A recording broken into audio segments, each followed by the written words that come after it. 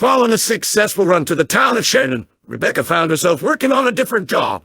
She was in charge of bringing downloaded gondolas in a caboose to the end of the line, where workers would be waiting to lay down new rails.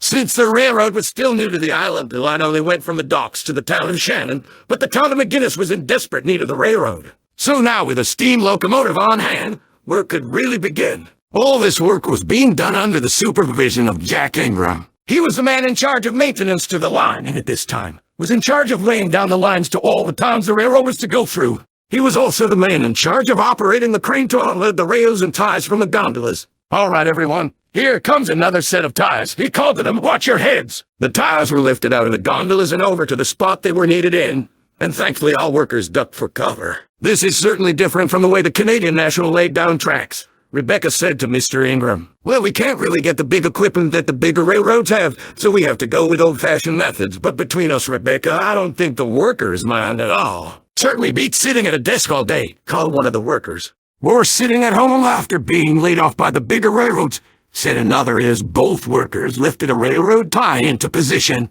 Ever since arriving on the railroad, Rebecca heard quite a few stories about how these people lost their old jobs, and most of the time, it was because of the diesels. She was glad, though, that they were being given a second chance, just like her and soon the other engines that would arrive on the Freedom Railroad. Speaking of which, at this particular moment, another cargo shipper arrived with another steam engine on board. Mr. Mason was indeed correct. It was a Hudson, but not just any Hudson.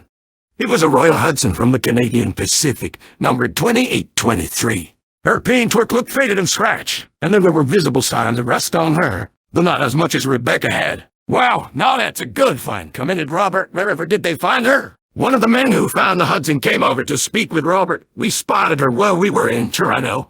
We were just about to head over to the scrapyards when we heard her whistle. We thought we would be seeing her pull a passenger train, but to our surprise, she was pulling a freight train." "Well, even Royal Hudsons have to pull freight trains from time to time," said Robert. "Yeah, I guess so, but we're used to seeing them on passenger. You know what, I'm rambling again. Anyways, we followed her to the yards and saw her talking to the manager of the Canadian Pacific. He was telling her that in a year's time, she would be retired and scrapped.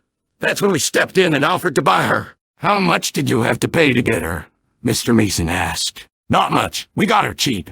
Man, those railroads really want to get rid of these fine machines. It's terrible." "Indeed it is, Stephen," said Robert.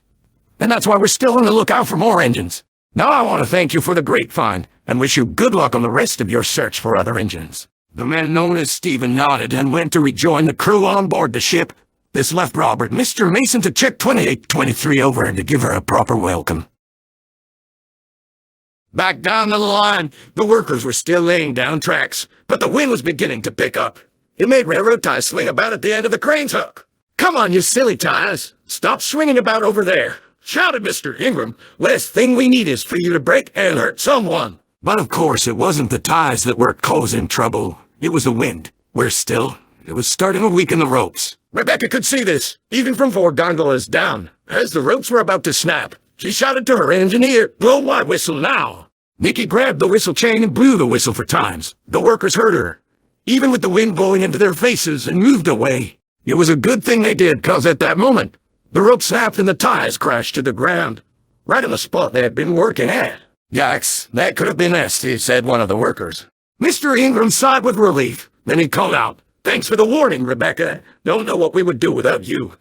He groaned a moment later. Dar blasted wind. He clung down from the crane's cab, went over to his pickup truck and pulled out another rope. "Hopefully this one will hold." Thankfully the other rope did hold, and they were able to lay down one track till the cars were empty. By that time, the sun was going down, and it was time to call it a day. As they made their way back, Nicky heard the radio crackle into life. "Nicky, Winnie, are you there? Over?"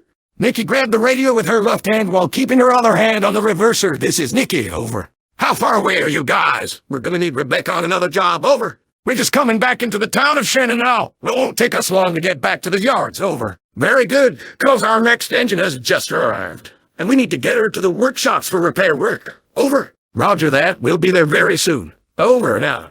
"Another engine? Wow, now that was quick," gasped Rebecca. "The railroad had only just got me, and now there's another one.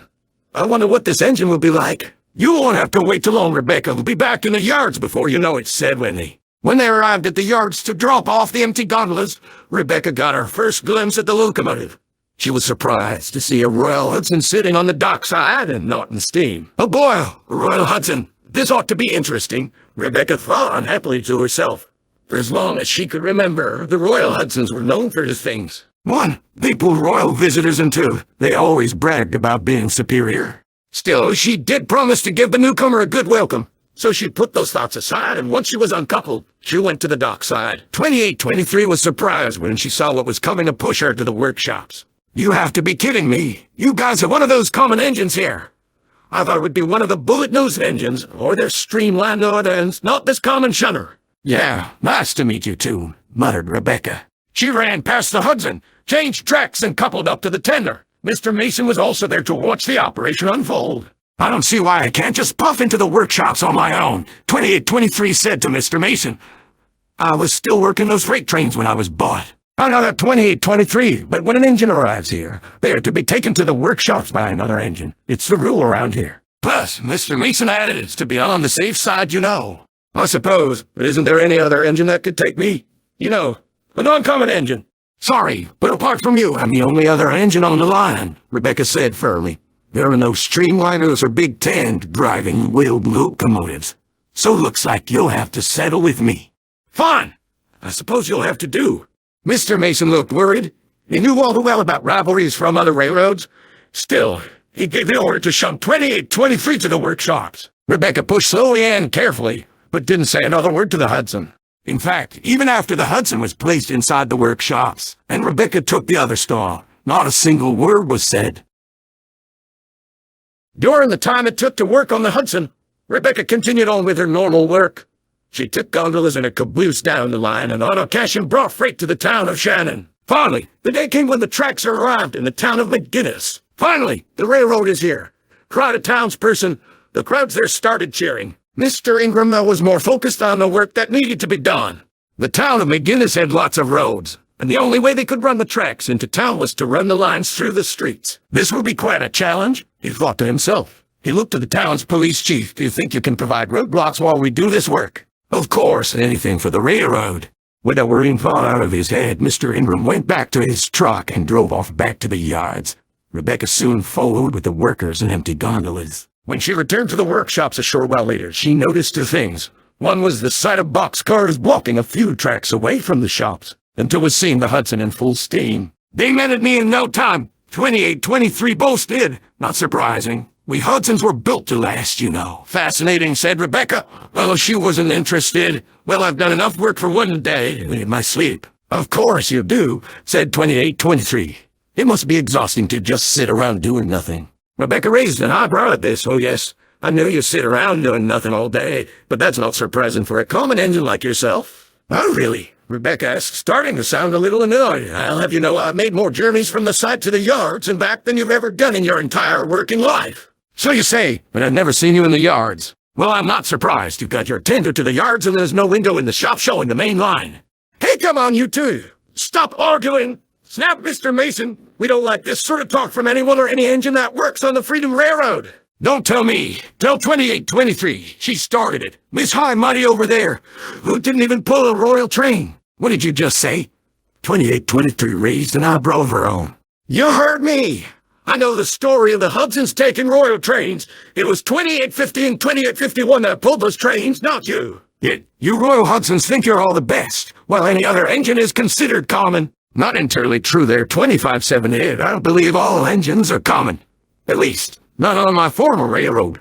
Are you saying the Canadian National had nothing but common engines? Rebecca was really starting to get angry at this engine's attitude. Not all of them, as I had stated a month ago. The Northerns and bullet-nosed engines were fine locos, but the rest of you, well, I think it's obvious to see who's common. You don't even have a special paint job on you, just regular black with your red square on your tender. That was the last straw. Oh yeah, well at least we common engines as you call us can do any kind of work without fussing. You high and mighty engines only wish to pull one kind of train, leaving the rest behind. You're all stuck up fools who don't know what it means to be a real hard worker. Mr. Mason was about to stop this, but 2823 beat him to the punch. We do pull other trains, you know, and we can do it without struggling, unlike the rest of you common folks. but we can get the trains to our destination safely, whereas you go so fast. You break everything on board your train. Honestly, I don't even know how your line is still running with all the damage you do. The Canadian Pacific is the finest railroad in the world, and it's a lot better than your Railroad 2578. The name's Rebecca, you jerk. And at least I got something you don't.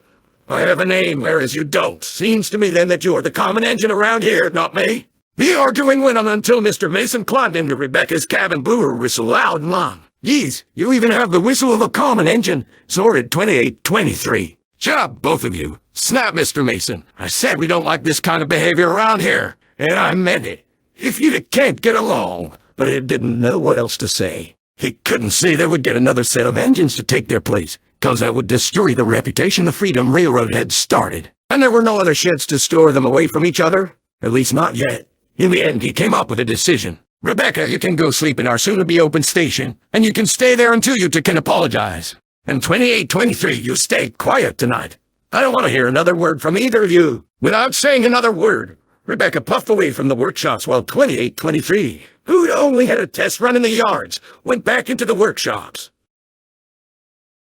Robert was just leaving his office when he saw Rebecca coming into the station.